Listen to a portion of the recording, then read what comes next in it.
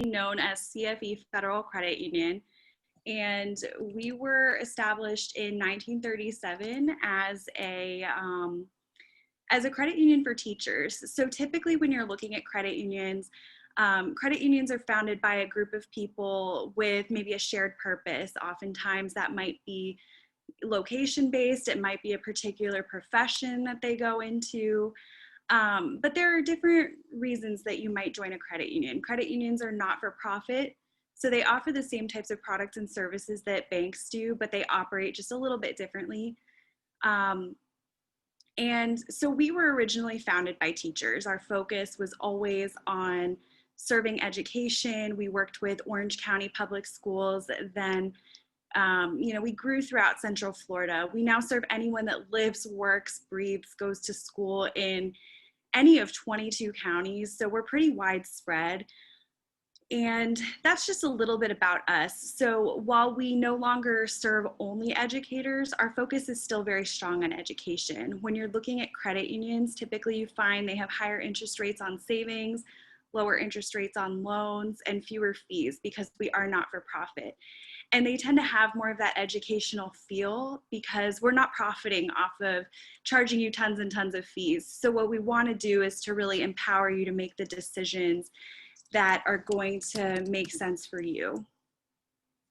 So I am pulling up the correct presentation as we speak. There is some credit in here, but we will kind of go past that relatively quickly. So let me get my screen share.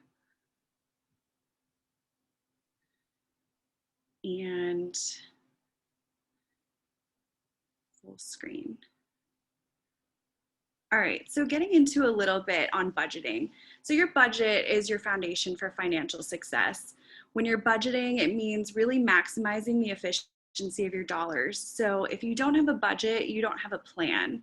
And it's so important to have that plan to really direct where your money is going. We all have money coming in and money going out. And so you want that money to be going toward the right things. So why can budgeting really improve your life? One of the major reasons it improves your life is it reveals waste. Something that we find when we go into different branches and talk to our branch managers and some of the member service representatives that work primarily with students and near some of the college campuses, is that a lot of the waste we find in budgets actually come from food. So if you're anything like me, you buy your groceries at the beginning of the week and then you have one of those nights, things have been a little bit stressful, you end up ordering Chipotle. You do Uber Eats so that you can save a little bit of time, and you end up paying a ton in delivery fees. You're paying for food that you had at home, but maybe having a little bit on top of that. And we still can have those things in our lives, but by creating a budget and budgeting for for those nights out, for ordering in, we allow ourselves not to waste so much. Just to give a quick example of a number that I found completely crazy when I was first starting at the credit union.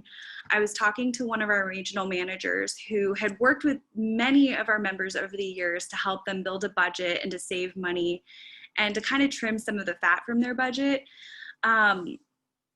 This person was able to cut $2,000 out of a budget, monthly budget for a family of 4, simply from going out to eat. And this was not going out to eat at Ruth's Chris. This wasn't all of the restaurants we see on Magical Dining. This was truly casual dining, because that, that food really does add up. And so I always harp on food because it's kind of the number one thing we see for college students, and I think for many of us.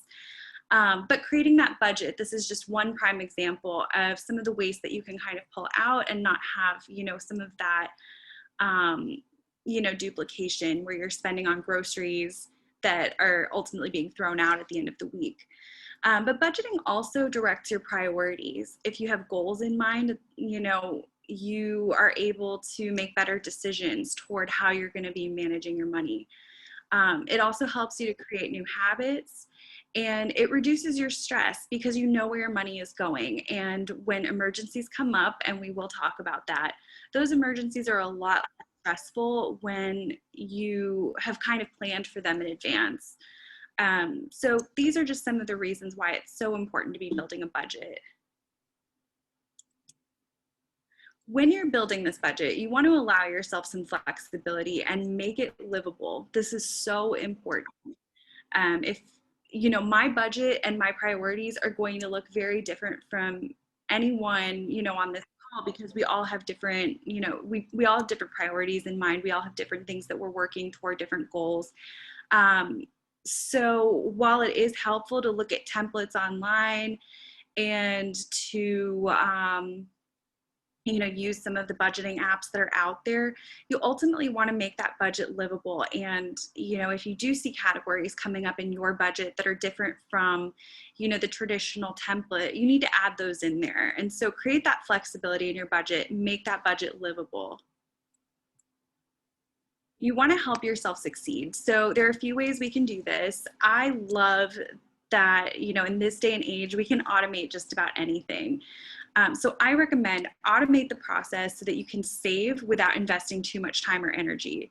So one way you can do this, you can set up a payroll deduction. If your company allows you to split, wherever you're working, if they allow you to split your paycheck between more than just the checking account that you're going to, set aside an amount that's going to go to your savings account. Another really great way to do this, if you're not able to split the paycheck that way, you can always set up an automatic transfer of funds from checking to savings at a set amount of time in the month. That amount is going to differ for all of us. Again, we all have different needs. We all have different things that we're capable of doing and different priorities, just in our lives at this moment. But any little bit you can be putting away right now helps you kind of build that habit for the future. And then setting up automatic payments or bill payer, this can be another really great way to make sure that you're paying your bills on time every time, because that is the number one way, first of all, to be building your credit. But this will also help you alleviate stress, avoid late fees, avoid any of the headaches that come with not paying your bills on time. So when you're tracking your spending, accuracy is key. This is why, we all have different methods for creating a budget. So one of our colleagues, Karina, who some of you may have met on the credit presentation, she actually writes everything down, in a notebook, pen to paper. Other people might use an app. They might use specifically their online banking. Everybody has a different tool that works for them. You have to find the tool that works for you, know yourself and what you're going to work best with. Some of us do better with pen to paper. I personally love a spreadsheet, and I think that Excel has a good budget template in there that's easy to work off of. But again, it all comes down to what you're going to be able to use most consistently and what's going to be accurate for you. If you're finding that some of the same expenses are popping up regularly, as I mentioned before, you may want to add a new category to your budget. So you may find, for example, that maybe gifts for friends are something that you're spending a lot on, and you didn't realize that, and maybe that wasn't a traditional budget category. You may want to add that to your budget if you find that's something that you're purchasing often. Add these things to your budget so that you can plan better for them. So another important reason we talked about with budgeting for why you want to really be building a budget is to be able to prioritize and to be able to reach your goals. And I think having goals makes it so much easier to say no to something you don't really need so that you can save for the thing you really do want. I personally can be really tempted by the discount area in Target when you first walk in. And thank goodness for social distancing, I haven't walked by that in a while. But when I am going back into the store, it's good to know that, hey, I don't need anything in here because I want to buy a new car next year. Knowing that you have these goals in mind is going to help you to kind of direct your spending. So that first step is to set those goals. And I think in many of your classes, they've probably talked about SMART goals and why these are so important. So, these are just as applicable for career and for academic goals as they are for your financial goals. So S, make the goal specific, avoid being vague in setting those goals. Make them measurable. So if you want to buy a car next year or in 2 years, find out how much it's going to cost for that down payment and how much is a monthly payment going to cost? And divide by the number of months that you maybe have to save for that. And you may need to adjust that as you see that, maybe saving X amount of money per month isn't realistic in your particular time frame. So attainable. That's why it is so important to ensure those goals are within reach. I may want a new car next year, but it's probably not going to be a Tesla. So to be thinking honestly about those goals, be realistic and think within your means, and time bound. So give your goals an end date. So know that you want to purchase that car next year or in 2 years. Know that you need a new laptop for class and it's going to be about 6 months before the one you have is no longer working. Think about those things. Give it an end date. Do the math. As honor students, I'm sure you could do the math in your head a lot quicker than I even could. But come up with find out how much it's going to cost for your goal, divide it by the amount of time you have, and really look at it to see, is it a SMART goal or is it something you kind of need to adjust? So these are just some time frames to keep in mind. We have our short-term, midterm, and long-term goals. And all of these are important, and you need to, have all of these in mind when you're saving. So a short-term goal might be something as simple as an emergency fund. That could take, less than 12 months, just putting away money. And everybody has a different philosophy for how much an emergency fund should be, anywhere from 3 to 6 months, maybe, of living expenses if you were to lose a job or something like that. I say the more the better that you can put away for emergencies, and not just for job loss, but thinking about other emergencies that come our way. I know as students and in your 20s, you're often not thinking about, about these emergencies in concrete terms, but if you can think about the I-4 project, for example, I have had flat tires on my car more times than I'd like to admit, because of all of the commute time and all of the driving that I did in my past life, pre-COVID. And those emergencies are stressful. Any emergency you have with your car is stressful. However, having to buy 2 new tires on my birthday was a lot less stressful because I had that money already saved for an emergency like that. So while the emergencies can be stressful, you can eliminate a lot of that stress by saving for them and preparing. And so that's why it's so good, whatever you can be putting away, to be putting that money away in case those things do arise. Midterm goals would be something like buying a car. That could be 1 to 5 years. Maybe you need a new laptop for, you want the nicest one. Maybe you're, you want to, know the amount of time it's going to take. And then looking at the long-term goals as well. So retirement fund, I think for many people in college, even buying a home might be a long-term goal. It might be more than 5 years before you purchase that home. But be thinking about those as well. If any of you are getting close to graduation and thinking about, how you're going to be spending your paycheck. Many employers offer a 401k package. This is a retirement package where they may even contribute a little bit of money toward that retirement. So what I always recommend to students, because I know in your 20s, you're not thinking about retiring and you might be thinking, hey, this money might be better suited toward a vacation. I encourage you, if your employer offers to match whatever you're putting in that retirement fund, put the maximum amount of money in, because in 40, 50 years, you are going to be thanking yourself for it. It's a lot harder to catch up on that in the future. So while you are all young, I encourage you to be thinking toward those long-term goals, because the years are short and it will catch up. And the more you can do now, the better. And I'm going to show you a little example of why that is. So your money grows through interest and dividends. So in a credit union, we refer to it as dividends, but typically interest in a savings account. The more money you keep in savings and the longer you keep your money in savings, the more that it's going to grow. I know the interest rates may seem low right now, but it still does make a difference to be saving. So this is why it's important to start early. This is more of an investment example than maybe a savings example, because I don't know any financial institution currently offering 12%.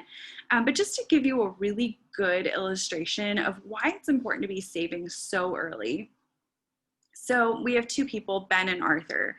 Ben is investing $2,000 every year at an interest rate of 12% from age 19 to 26, where Arthur is investing the same amount of money, same interest rate, but he's saving from 27 to 65. So he's saving for a lot more time than Ben, but he's starting a little bit later. So it's harder to be, I think, interactive on Zoom, but think about which of these two people is going to have more money saved by age 65. So you can see here, again, this is not answering the question, but Ben saving $2,000 every year, Arthur saving $0 every year until he's 26, and then he starts saving $2,000 a year. So my guess, if I didn't know the answer to this, would be that Arthur, had more money by the end because he was saving for a lot more time.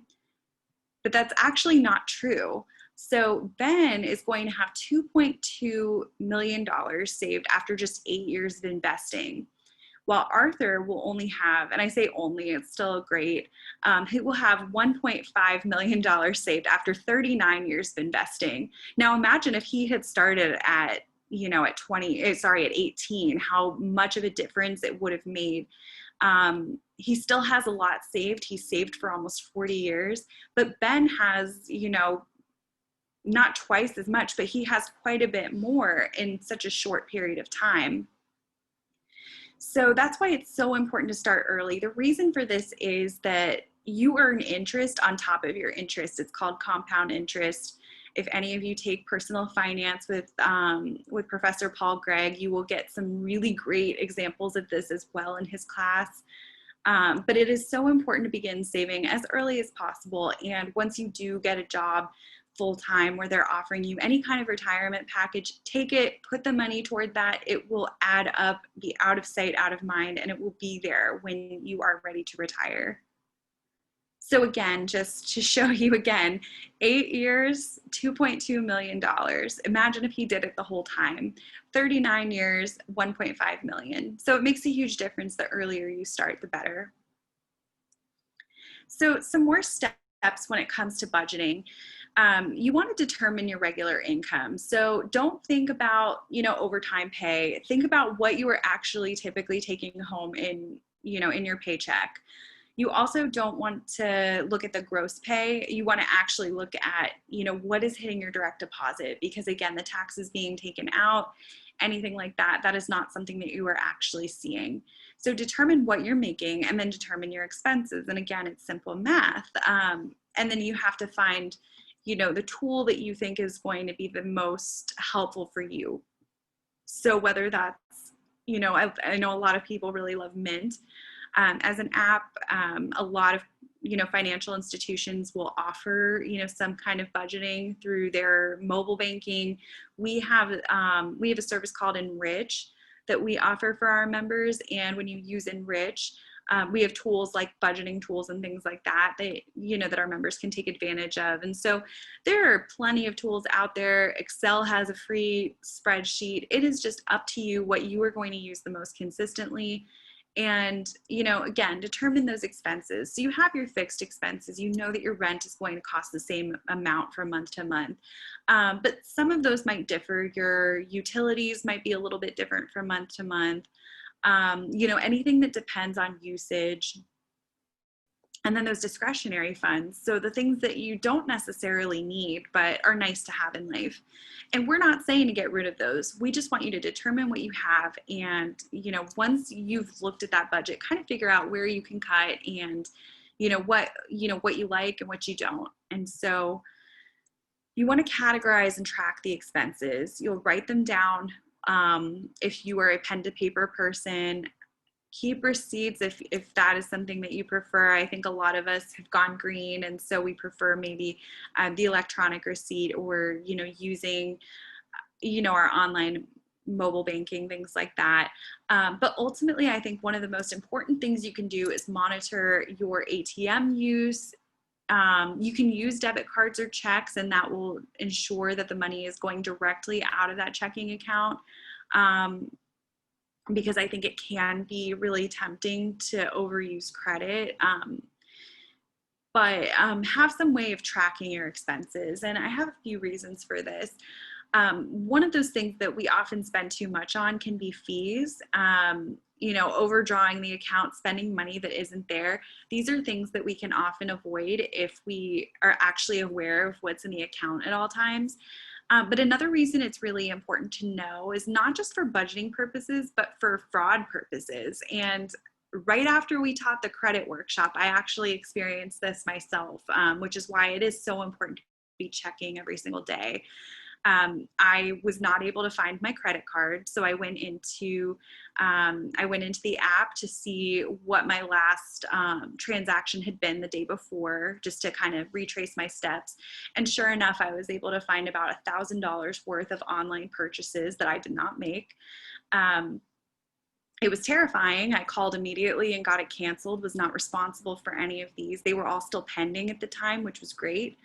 But having said that, that could have been, a huge headache to have to deal with, especially if it had been with a debit card where that money had directly come out of my checking account. That's not money that I have budgeted, $1,000 for somebody else's, online purchases. And so that's why it is so important. You want to make sure that you can identify every single purchase in there, that that belongs to you. And I was lucky that the first thing I saw was a very large, they had done several purchases, but the first one that I saw was about $300. And so it was pretty noticeable to me.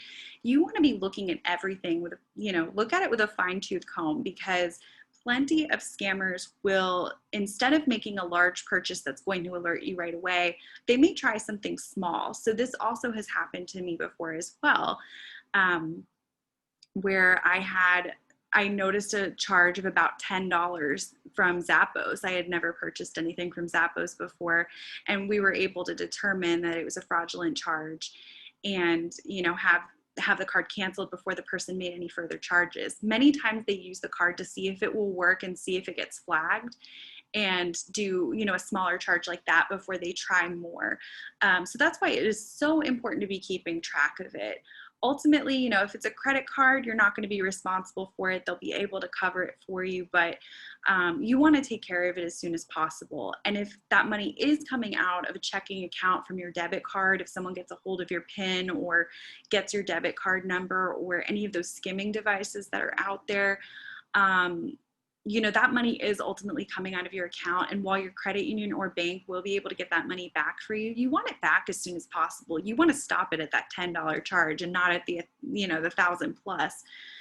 So keep that in mind, keep an eye out. And also keep in mind that the amount that came out of my credit card and was in one day.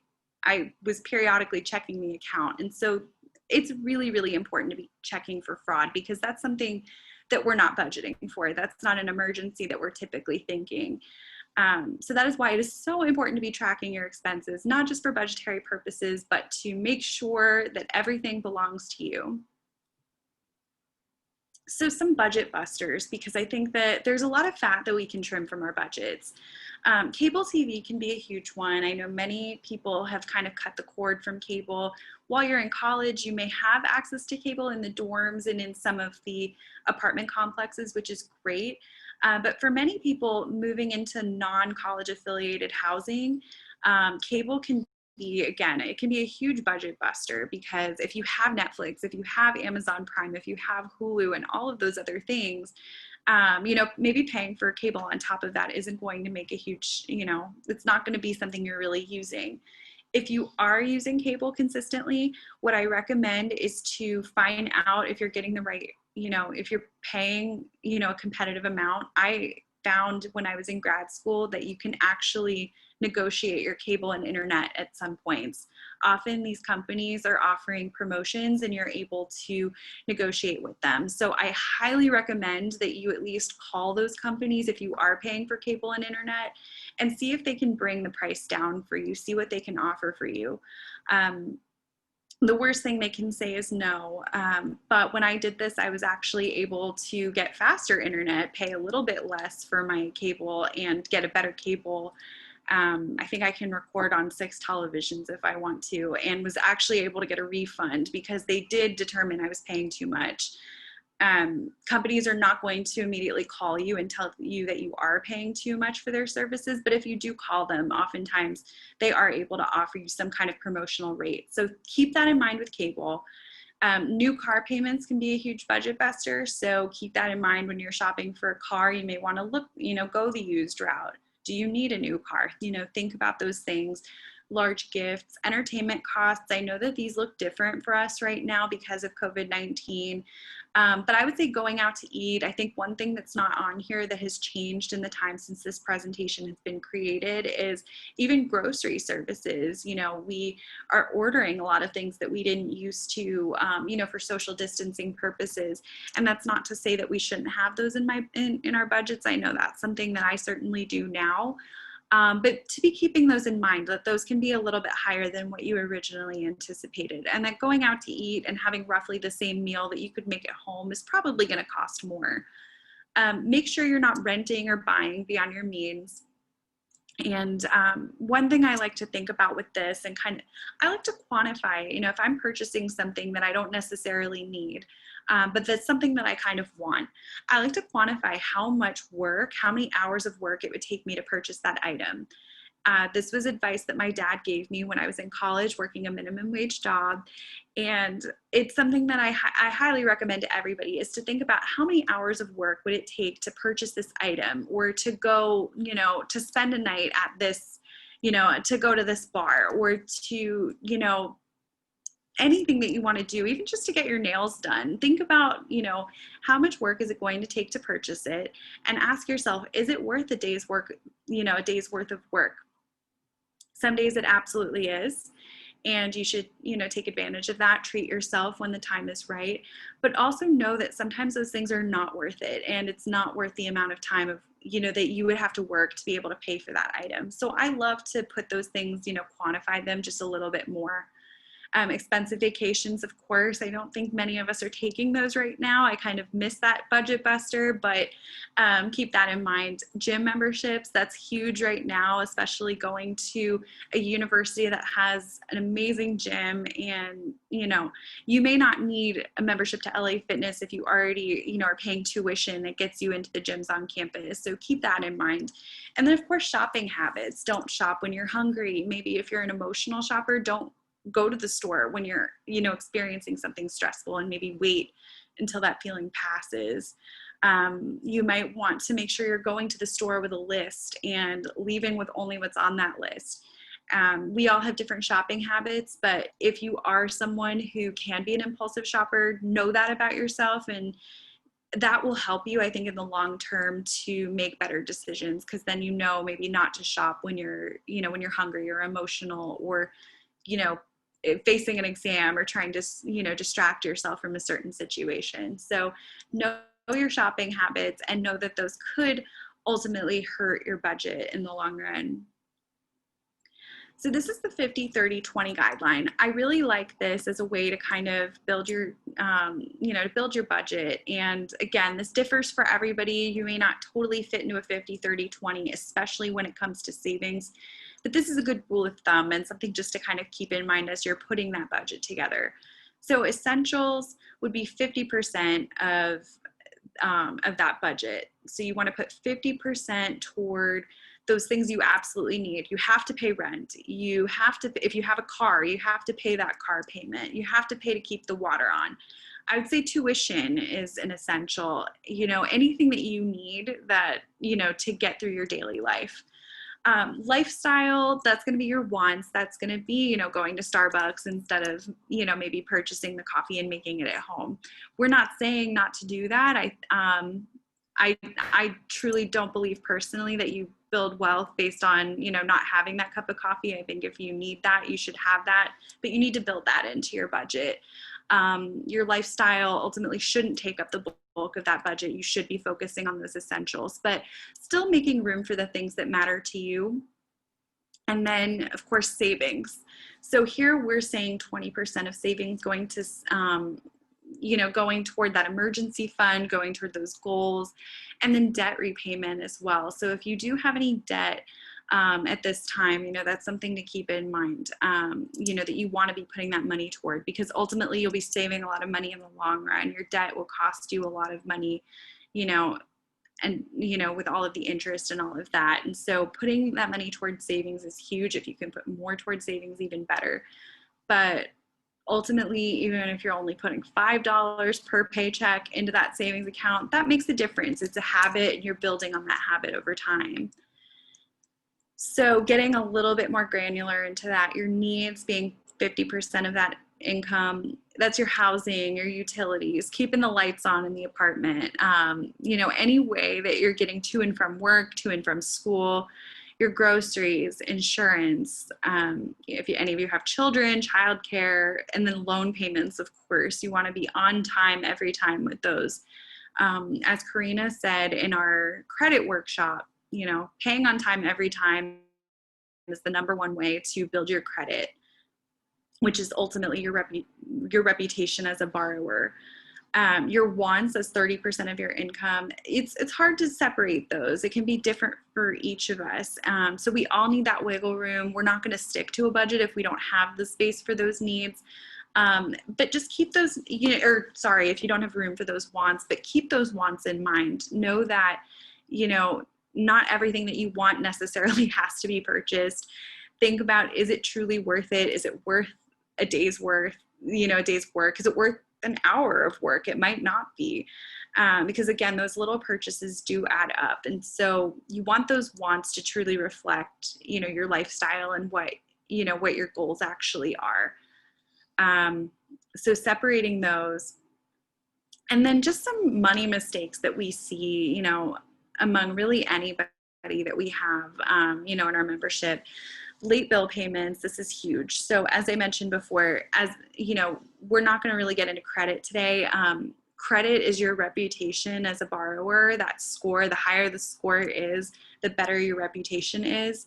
And the top way to build your credit score is by paying your bills on time every time. So paying your bills late, you're going to be charged fees. The interest is going to accrue. You're going to be paying more to borrow. And it ultimately makes you look overextended and less reliable as a borrower later on. In turn, it can also hurt you when applying for jobs. If you're working in a credit union, for example, or in a bank, for Chelsea and I, we would not be able to teach these workshops if we had poor credit, because no one would want us to be giving you guys advice. So keep that in mind. If any of you are business majors, or just simply, any job that you're applying for, many of them are going to be pulling your credit. So late bill payments, while it may not seem like a big deal, can actually have a huge effect long term. Another mistake is racking up too much credit card debt, and I think tied into that is really emotional shopping.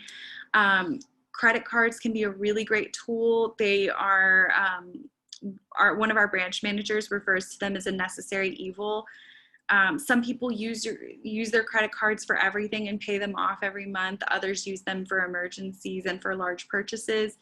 That differs from person to person, and you have to know, again, yourself. You have to know what your budget looks like and know your habits, but ultimately not putting those things on the credit card that you don't really need. Racking up debt for something. One really great example that one of our branch managers who often teaches this workshop, when he was graduating college, he ended up buying this huge sound system at Circuit City, which is no longer with us, but he bought this huge sound system, got TVs for all of the rooms, had, really incredible stuff built in. When he saw the bill come in, his jaw just dropped to the floor. He had put it on a credit card, and it took them, I think, about 7 to 10 years to pay that off. And the kicker to the story is that the sound system actually broke just a couple of years in. And so you can rack up a lot of debt on things you don't necessarily need and that are not going to serve you long term. So don't shop emotionally. If that sound system is something you are really wanting and that is going to truly add value to your life, do your research, make it a SMART goal, know how long you have to save for it, and actually make it a goal to save for it rather than maybe putting that on a credit card, because you don't necessarily need that. But if it will add value to your life, make it an actual goal. Not understanding the importance of credit scores and credit reports. So I talked about this a little bit when talking about the late bill payments. Your credit score is huge. Again, it is your reputation as a borrower. Jobs are going to use it to hire you, but also when you're applying for loans, you can get better loan rates if you have a better credit score. Insurance premiums, even applying to live in an apartment, you may have to put down a security deposit if you don't have strong credit or if you don't have credit already established. But you're able to save on those types of things if you have a strong credit score and you've built that over time. And then having, knowing the importance of credit reports. I'm not going to get too deep into this, but it is so important to be pulling your credit report regularly to know what is on it, make sure all of the information is yours, and know what's being reported about you. Right now, you can actually pull your credit report once a week from each of the three bureaus because of COVID-19 through, I think, April of 2021. I wouldn't necessarily recommend pulling it every week unless you've had some crazy thing happen, maybe, that you're aware of. But pulling it regularly, typically in a normal year, they would allow you one time per year per credit bureau. And I would recommend that. Maybe every 4 months, pick a different credit bureau, pull your credit report, see what's on it. If anyone on this call has a very common name, or if you're a junior, make sure that the personal information on there actually applies to you and that there aren't accounts on there that belong to somebody else, maybe in your family. We've seen people who were maybe a junior who had loans on their credit report from before they were born that actually belonged to somebody else. And so unfortunately, sometimes those things are not as accurate as we'd like them to be. The sooner you get that corrected, the better. And then, of course, making sure that all inquiries on there, all accounts on there actually belong to you, because if they don't, you might actually be considered, you might be a victim of identity theft, which is an entirely different presentation altogether, but I think really important to be aware of, especially right now during a time of so much uncertainty and I think a lot of stress and distraction for many of us. And then finally, I would say one of the biggest money mistakes you can have is to not have financial goals. That is, huge mistake to have, because the more, your goals are going to direct your priorities. It's going to help you to avoid those impulse purchases that you don't need. It's going to help stretch your dollar a lot further. And to know that you want to retire someday, that you want to have you want to have nice things in your life. It might keep you from maybe purchasing, going overboard in the, again, in the Target discount section, which is what I can be guilty of. So know these money mistakes, know your own style and spending style, and really find ways that you can track and that are going to work for you. So we're not going to get into credit, but I wanted to see if anybody, I didn't see any hands raised. But I wasn't sure if anybody had any questions, just, about budgeting, finances, credit unions, anything like that.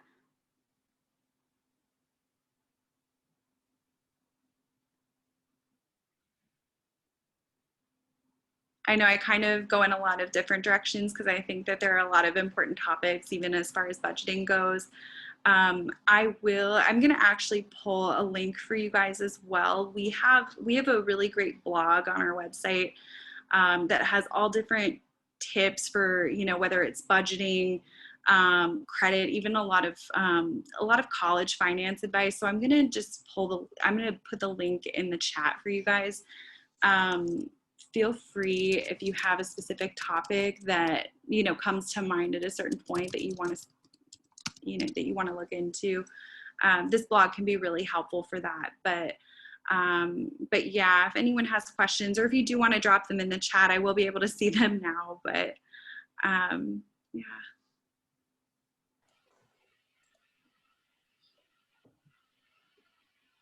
Anyone have any questions for Valerie?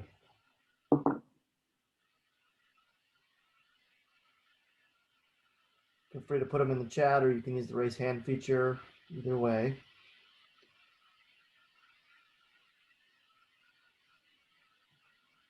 There we go. Okay, yes. So we had a student ask, can you explain why saving early made the person in the example save so much more? So yes, that's a great question. Yes, compound interest was something that I had mentioned. Basically, what it means is that you earn interest on money that you have in a savings account. Um, that's basically money that the bank is paying you basically for saving with them. The more that you save and the longer you save, the more your money is going to grow because you're earning interest, but then you're also earning interest over time on top of the interest that you've earned. So even if it's only a few dollars, it builds on itself over time. Now, in that particular example, that person was saving $2,000 and they were earning a huge amount of interest. We don't see a 12% on our savings accounts. That might be more of an investment type of situation.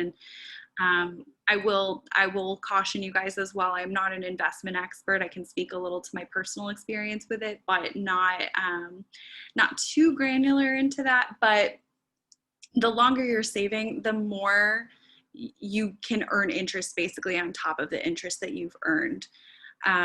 So even though the person only saved for a few years, that interest was growing for I can't remember how many years it was, but in addition to the 8 years, it stayed in that account.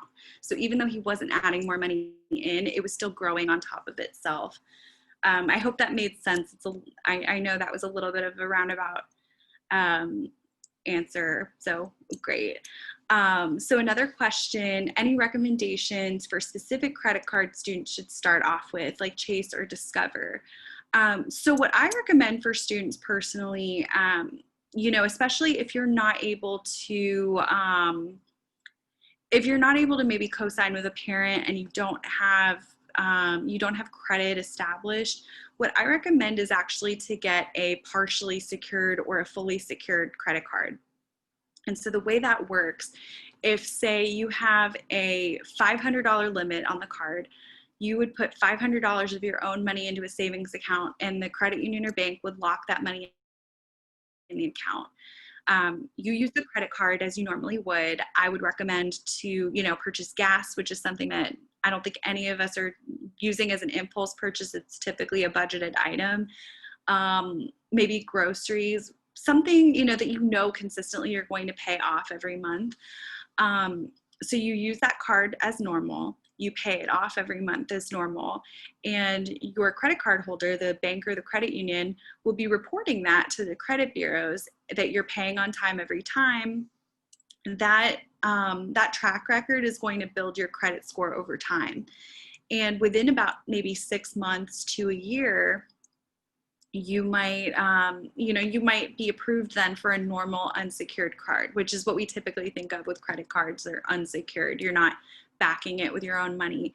Having said that, so if you do have that secured card with the $500 in your own savings, locked into that card, if you didn't pay off the card, if you missed payments or what have you, the credit union or bank would have that money then to cover the purchase. And so they are not, at as big of a risk. And then you're not at as big of a risk of getting into massive credit card debt. You can only get into as much as the limit of that card, which is money that you already had in that account.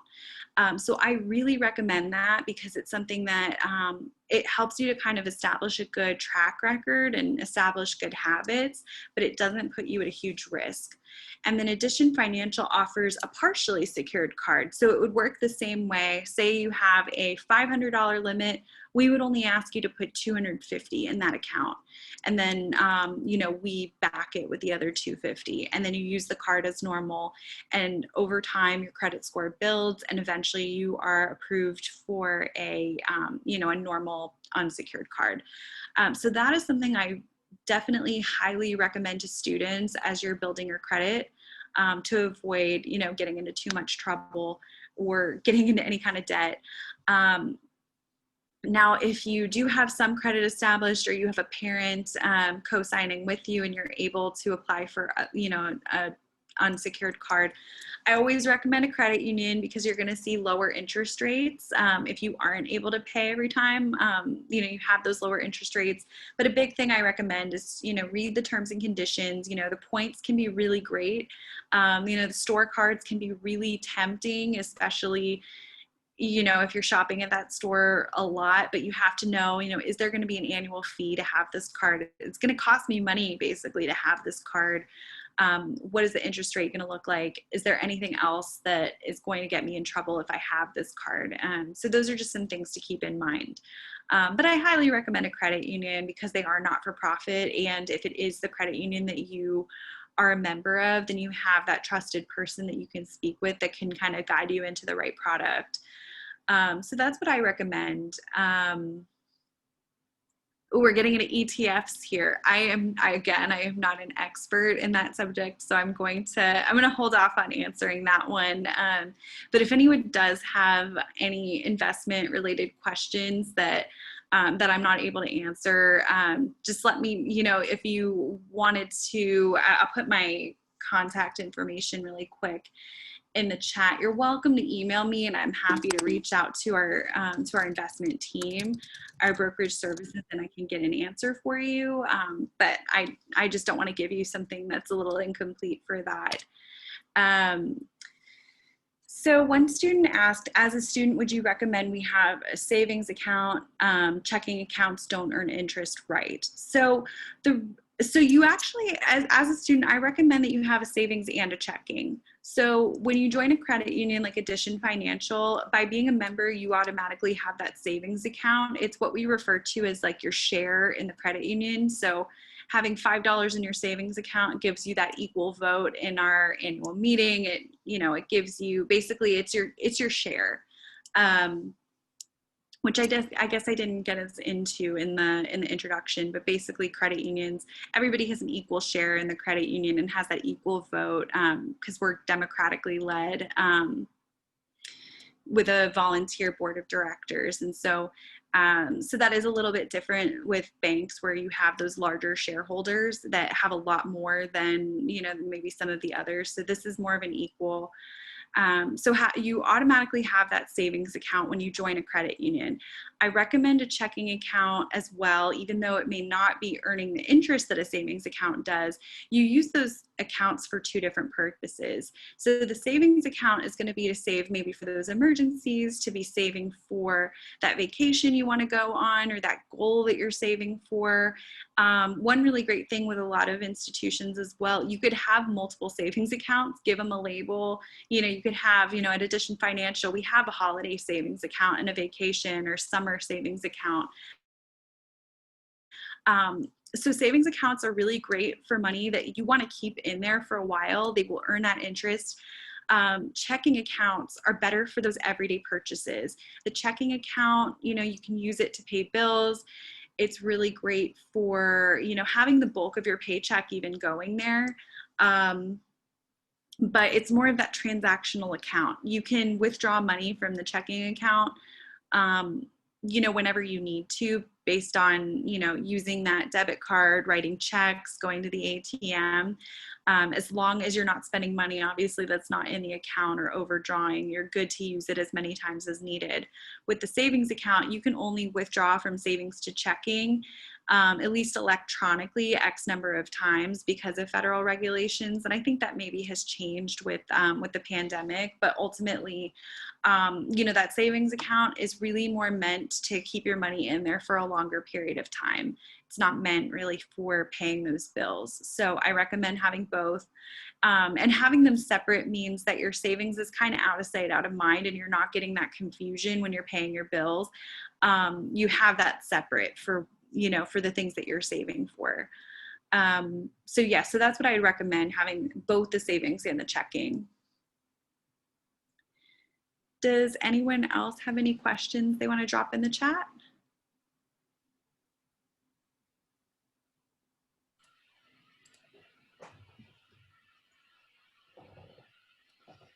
All right, well, if you don't have any other questions, thank you, Valerie, so much for coming again. If you do have any other questions, you can see that Valerie left her email address. She'd be happy to answer questions that you may have forgotten. I'm going to go ahead and put the survey in the chat just one more time in case you missed it earlier. So if you would fill this out for us before you go, that'll help us with our planning for the future. And other than that, anything else to say, Valerie? I think create your budget, have that plan for success, make sure you're saving, even though it may not seem fun right now. Make sure that if you have the retirement options, when you graduate, start saving for those. Save for the fun things as well, and know what's in your account at all times. Make it as accessible as possible for yourself. So make the budget into what is going to be useful for you. And if you are struggling to put that together, visit your financial institution. Even Addition Financial will sit down with students and help you kind of develop your budget based on your needs. So highly recommend that. But yeah. Very good. Thank Well, thank you you. for coming. And I'm going to go ahead and hit stop recording.